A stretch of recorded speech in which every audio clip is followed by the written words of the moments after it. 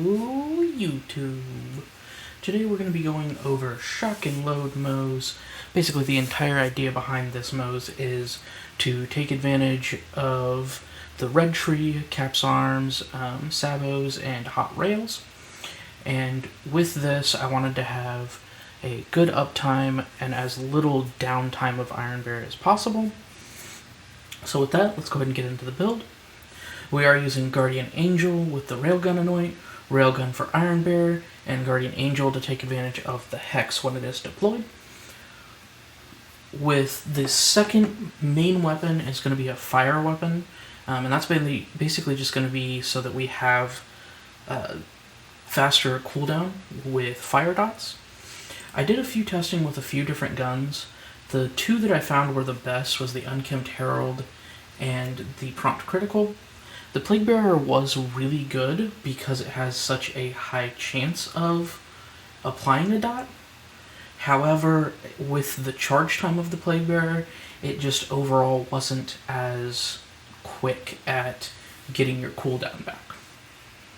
I do, as usual, use a URAD, 50% health, 100% bonus radiation damage, free radical for 5 for your life, and the EMP5 for just overall speed. With shields, you can use a few different ones. A Fire Old God is going to do you a lot of good because of just the extra fire damage you can get from that. However, I found the Plus Ultra with extra health just was preferred. As usual, I'm a big fan of the Plus Ultra with Iron Bear. That's because with the God Roll Health Plus Ultra, you can have up to 6 million health in Iron Bear, and that's really great for when you face tank a barrel, really is going to be the main use for that. You can use any different grenade, just like any other Iron Bear grenade spam build.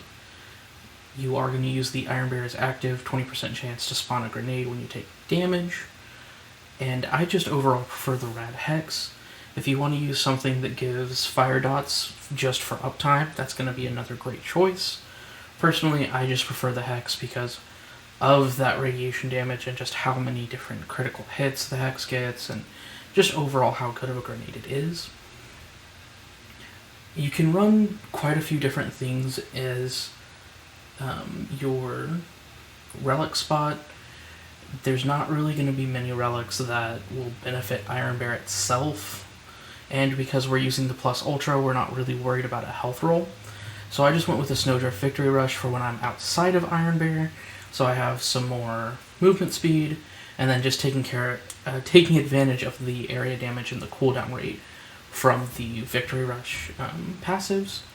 And of course, Victory Rush overall is going to give you good movement speed and damage. As far as comms go, you can use a Minesweeper for taking advantage of those hexes. However, because the idea was to have as little downtime as possible, I wanted to use the Flame, because whenever you have ignition on an enemy, you have a 15% chance to reset the action skill, and the skills that it can roll itself are really good for both Iron Bear damage and decreasing that in-between time for her action skill. I do prefer Splash Damage Radius and Splash Damage with this, and the action skill damage is going to be a very big bonus because of how much we are using the action skill. So with that, guys, let's go ahead and get into the skills.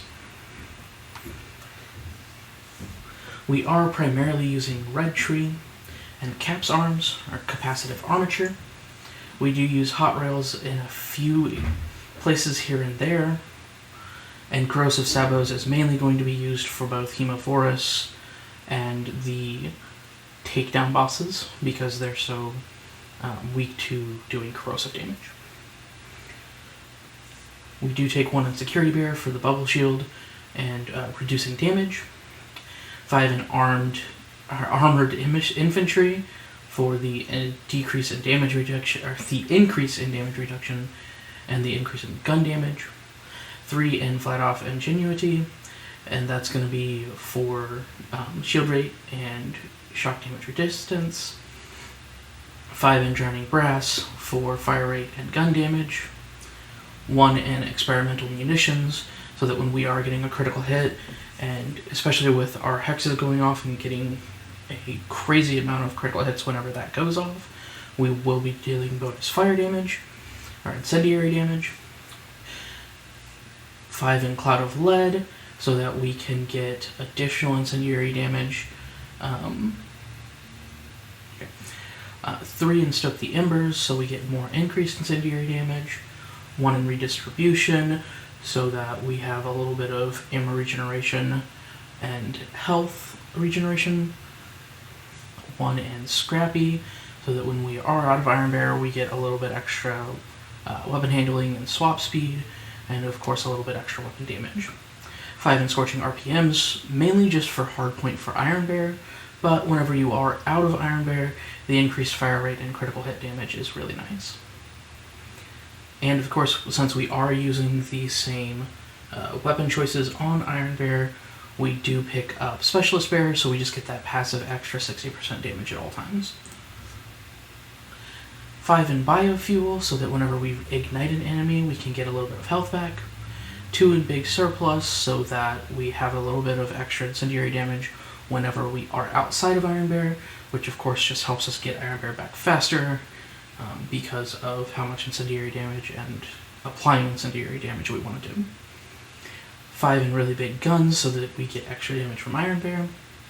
I do pick up 3 in Double Time, just because I like having the extra movement speed. We pick up 4 in Nitro Engines, and that's just going to be 4 extra fuel and action skill cooldown. You can pick up 5 here, however I like to put that last point into Never Going to Give You Up, so that whenever we do have a status effect on an enemy, we get a little bit of fuel return. And our last point in purple is going to go into Future Creep, so that we have increased damage and damage resistance while we're in Iron Bear. Blue Tree is our last tree. We're going to do 5 out of 5 in Fire and Skags again for extra splash damage and incendiary damage. 3 in Deadlines, so that our weapons drain fuel a little bit longer, so that we have Iron Bear up longer. 5 in Tor Cross Promotion for that extra splash damage. And 5 out of 5 in Stainless Steel Bear, and that's going to give us increased fuel, increased armor, and increased damage. So just a great overall Iron Bear pickup. Now, as usual, I like to point out that I do have all of the skills in the Guardian rank trees. The biggest two you're going to see a difference in if you don't have Groundbreaker and Hollow Point, because when those go off, they do some pretty crazy damage. You will see a decrease in your damage if you don't have those two things picked up. With that, guys, that has been what is currently my favorite Iron Bear build.